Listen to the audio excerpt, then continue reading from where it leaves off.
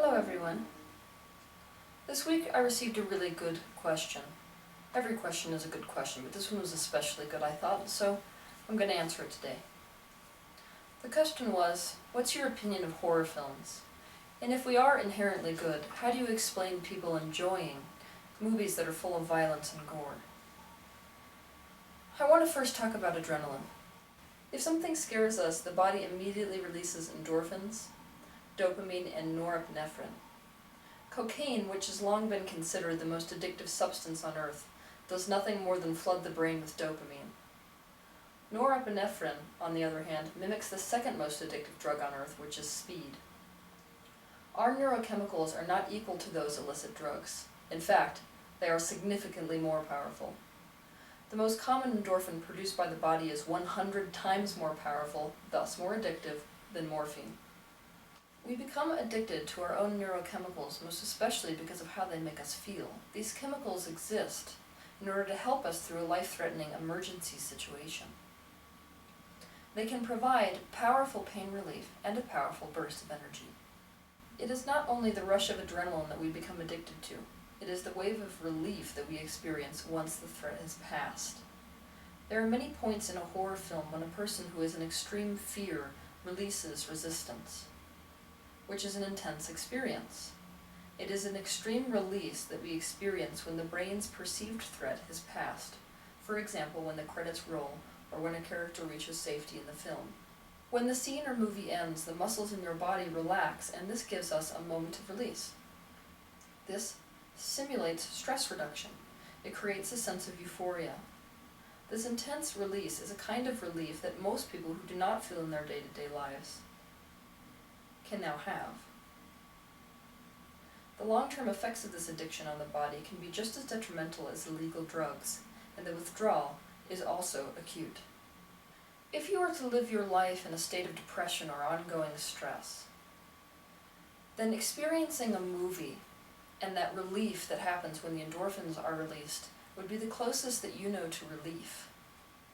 That's why you would continually seek out a horror film or a film that has to do with violence. It's because you're looking to externally simulate that relief which you don't know how to find within yourself. Watching the horror film allows an internal catharsis to occur, and any kind of movement is a good thing when it comes to someone who's stuck in one specific emotion. No one really enjoys being scared. They enjoy the feeling of the adrenaline, and they enjoy the aftermath of the relief. When we feel the high of adrenaline, most often it supersedes the memory of cringing in our seats when we're watching a horror film. And so, in retrospect, we say we like being scared. This differentiation between liking being scared and really liking being scared is easy to see when we look at the difference between those of us who are watching the silver screen and those of us who are experiencing horror in real life. Thrill seekers use the cognitive parts of their brain to recognize that the scary movie isn't really going to hurt them. Because of this sense of control, they feel comfortable getting high on the sensation and complex emotional states of a horror film. This is a very positive experience when we have numbed out to our emotional guidance system, or if we experience a baseline of stress in our daily lives. Flowing emotion is very fulfilling. It is part of what tells us that we are alive. This is why many people say that fear makes them feel alive. If a person, however, sat down in front of a horror film and had a difficult time differentiating between reality and what they're watching in terms of entertainment, the movie would cease to be enjoyable to them. When people have post-traumatic stress disorder, they've experienced something in their life which causes them to feel extreme fear relative to any number of triggers.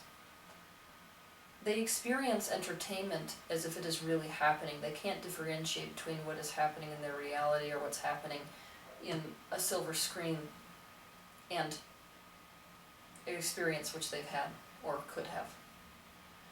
So what makes a horror film particularly enjoyable to people is the fact that they think they can differentiate mentally between what is really happening and what is fantasy. Anyone who has really experienced the things present in an action or horror film does not experience enjoyment because to them the experience of fear is very, very real. It is a threat to their well-being. People's tolerance of frightening situations varies widely according to their life experiences. There are two more main reasons why someone would enjoy horror films. The first being that our society that we live in today is a very disconnected society. We've lost our touch with community.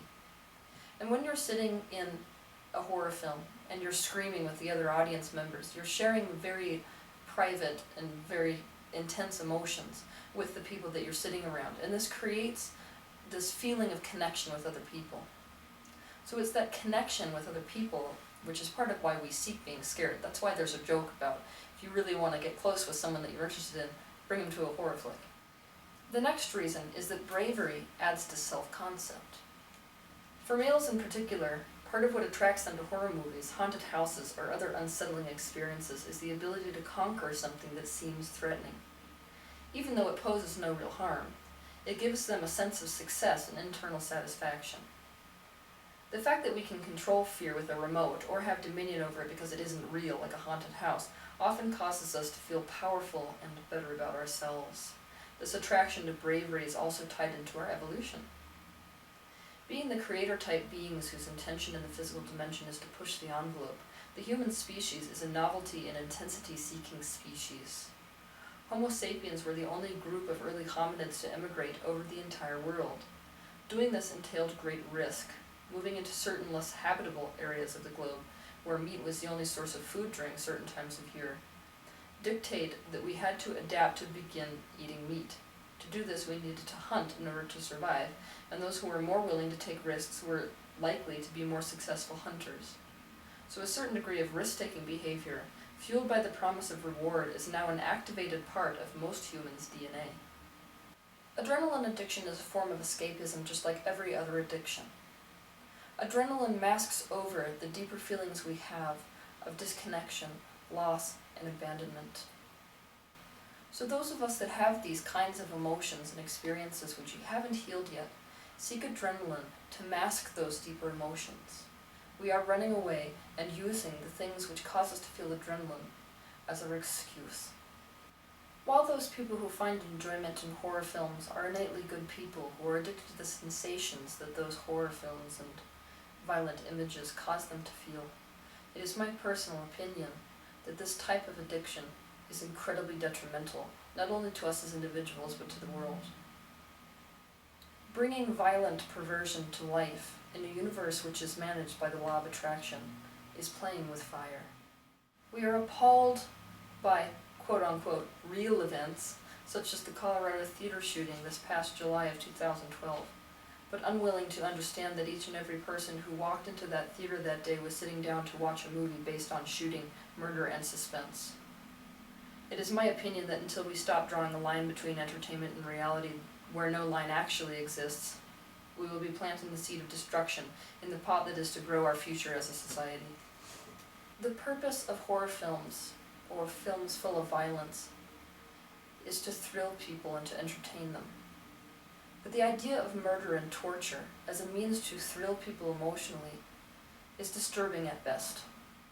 It is an indication of our lack of connection with life itself and with our true selves. This kind of entertainment belittles the worth of life and warps perceptions of what is tolerable. It fuels the very disconnection that we are also affected by when it affects our physical reality. And it will, because anything you focus on, you get more of. If you are broadcasting the strong, intense emotions relative to the images you're watching on a horror film, that emotion is the indication that you're in the process of creation. You're in the process of eliciting the universe to deliver to you the exact result of that focus. So the emotion is your indication that you are going to attract experiences which match the frequency of that very thing which you are looking at. So you might ask, why can people watch horror films every day and not all end up murdered? The reason is because those people who watch horror films are only eliciting part of the law of attraction and not the other part. So the law of attraction works two ways if you're going to use it to your advantage. The first way is via focus and the thoughts you're thinking. You are creating. And by expecting it or believing it, you are allowing. So most people That's an overstatement. Many people who watch a horror film are creating those horrific things in their reality, but they are not allowing it to come into their reality because they do not believe that those things are real. So they are only activating part of the law of attraction and not the second part, which is why they don't all end up dead. More than likely, they just attract more and more experiences to gain fear out of. But this is not true for all people. Many people do watch these types of films and create those very things in their reality because it becomes believable to them the minute they see those images on the screen. So let's review. As you are focusing on what you do not want to see, the emotion you are feeling is your indication that you are in the process of creating what you're focused on. But you do not allow it into your experience, these horrific things, because you do not really expect it. However, when you begin to bring yourself to the belief or expectation that what you are focused on could happen to you, you are allowing it into your experience. This is a very fine line to be walking. It is a line that we cannot walk with accuracy, and in my opinion, it is a line that makes no sense to walk in the first place. Why create anything that we do not want to have become part of our reality, whether we are going to allow it or not? It is sad to many beings, including myself personally, that there would ever be a perceived normalcy or enjoyment derived out of the desecration of any life form. A market that is saturated by images and messages of violence, horror, and suspense creates a desensitization and a normalcy to horror. The American Academy of Child and Adolescent Psychiatry found that children who watch horror films or violent media were much more likely to engage in aggressive behaviors and experience anxiety and many sleep disorders. Is this what we want for our future as people? The brain does not perceive as much difference between entertainment and reality as we would like to think that it does. These images and messages do get absorbed into the individual subconscious, and worse than that, they do get absorbed into the collective subconscious.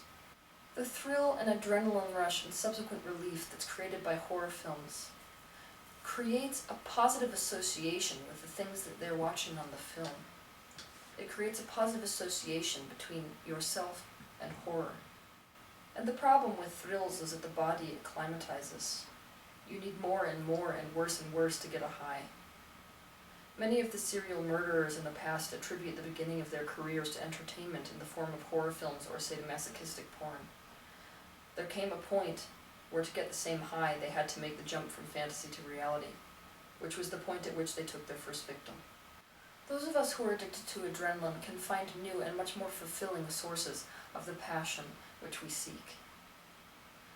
When we're able to look back at the things we're trying to mask and heal the things which we're trying to mask with that adrenaline, then we have at our disposal a brand new possibility for our own well-being. It will improve our lives as individuals, our relationships, and also our world that we live in. Living a life that is in alignment with who we really are, and living a life which is promoting a state of permanent well-being. It's not just about the thoughts that we think, and it's not just about the foods that we're putting into our body. It is about everything that we're surrounding our being with. Images and messages are things which we are putting into our body as well. And we need to become very honest with ourselves about whether those messages and images are in line with our well-being or not, whether they are in fact of benefit or whether they are detrimental to us. So, I would ask you, relative to everything that you're about to listen to or watch, what is it that you want to be putting into your body? Are these things in line with your well-being? Are they in line with your highest good? If not, they have no business being your object of attention.